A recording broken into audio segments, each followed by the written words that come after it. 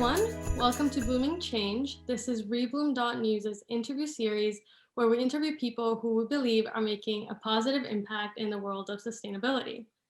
As a reminder, rebloom.news is a newsletter that offers advice, inspiration, and actionable items to live more consciously with the planet. And you can also subscribe below or on our website. So today we're talking to Emily. Hi, Emily. Hi, Camilla. We're going to talk to her all about what it's like to be an environmental sociologist. So she's an associate professor in the Department of Sociology at the University of British Columbia in Canada. And some of her areas of interest and research are environmental sociology and sustainable and green consumption. So Emily, do you want to introduce yourself and tell us a little bit about what you do? Sure. Yeah. That was a great introduction. So, as a professor, I do research and teaching, and then some kind of like service around the topics of environment and sustainability as those relate to sociology. And then, more specifically, on the research side, I'm really interested in the connection between the environment and the social. And so, that might mean looking at things like how do people get involved in environmentalism, or what sort of barriers are there to people getting involved in environmentalism, and then how can environmental protection impact social equity and social solidarity. So those are some of the questions I'm thinking about these days. Very nice, very niche in the scope of environmentalism. Right, so to start off, what does it mean to be an environmental sociologist? What inspires you to explore the field?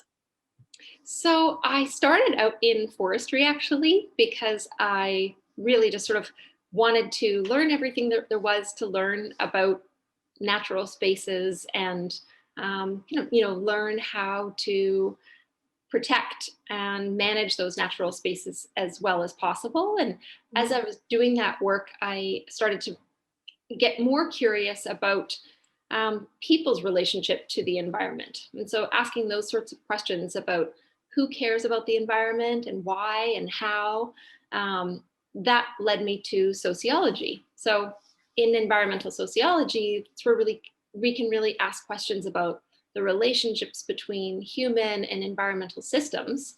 And so that's been where I've happily spent the last 15 years or so of my career. Very nice. It really does seem like an endless topic, so very nice. So now to delve a little deeper into your work, what do you think are the hardest challenges facing society in the next decade concerning climate justice and the climate crisis? Yeah, I think we've got our hands full of challenges. We're also, I think, well situated to address those challenges. I'm sure that you've seen sort of polling that shows how many people are aware of and concerned about climate change, and we see that level of concern even higher among younger generations. So, not only is that there's a broad base of support of people interested in climate change and equity, but the people who are kind of coming into more positions of power have those kind of values really deeply instilled. That said, we're also sort of moving into territory where climate change is becoming more severe. It's going to become the window to be able to mitigate climate change is narrowing rapidly.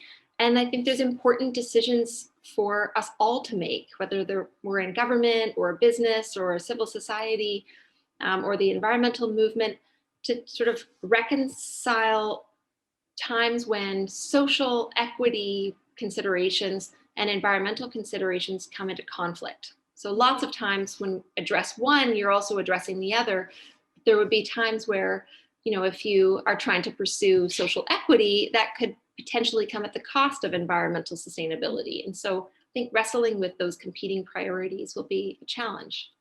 Definitely, we'll have to learn how to, merge the natural environment and the built environment so they can work as one without inequality. So it is a hard one. Just bridging off of what you said earlier, do you believe it's your responsibility as a professor to teach future generations about environmentalism? And, more specifically, what drives you to teach younger generations? I think it's my responsibility to teach what I know. Um, and I guess I've been thinking about that a lot lately because on the one hand, I think that there can be a tendency for people who are really passionate about environmentalism to want to teach other people to think and feel the same way that they do. And so I do find that, in teaching, I'm really trying to be conscious of that and sort of create a space where, regardless of how passionate you feel about the environment, there's going to be something in the course that works for you. So I do feel like it is my responsibility to at least have every student in the class kind of leave and be like, oh yeah, there's something about my relationship to the environment that's important and that I can kind of cultivate or work on. And then the other thing is I think so long when we teach environmental sociology or really in any kind of environmental topics, teaching the information can be like telling everybody all the things that are wrong in the world. Mhm. So I also think it's my responsibility to try to provide some examples and sort of tools for students to be able to say, like, okay, well, these are significant challenges, but there is hope as well. And there's a space for me to be able to do something if that's what I feel compelled to do. Yeah. Well, that's great. I mean, as a university student myself, that makes me very optimistic for the future. So that's great. Thank you so much, Emily. This has been very educational, I would say. Yeah, so thanks for sharing and talking to us about what you do. My pleasure. Thanks for asking.